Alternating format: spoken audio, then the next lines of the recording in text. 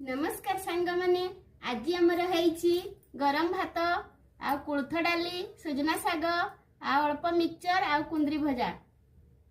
तो कोलथ डालीटा समस्ते वयोज्येष्ठ व्यक्ति माने कहती जे कोलथ डाली खाइले पेटरे पथरी हब नाई माने स्टोन हब नाई। तो मु सेति पाई मझिरे मझिरे मु कोलथ डाली करिकिरी घर समस्त को खुआई दिए आउ हाटरू आनिकी रखी थाए।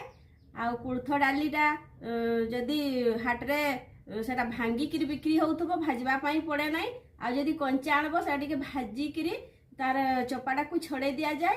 आउ तापरे सेटा को प्रेशर रे देइकिरी टिके बाइगण देइकिरी ताकू सिटी मराई देले तापरे ताकू बिलाती देइकिरी रसुण आउ कंचा लंका आ 5 फुटण देइकी छुंकी देले बहुत ही टेस्टी आ पेट पाई बहुत भलो। जोटा कि समस्ते कहती जे पेटरे हजम हो जहाँ अपरिष्कार जिनस थी सबू बाहरी जीव आउ स्टोन हब नाई सेमती कहती से मु मझिरे मझिरे आनिकी करे। तो बर्तमान आज से कोलथ डाली करिछि आउ एटा बहुत भलो औषधीय गुण अच्छी। तो नमस्कार, भिडियोटी भल लगुले लाइक शेयर चैनल को सब्सक्राइब करिवे।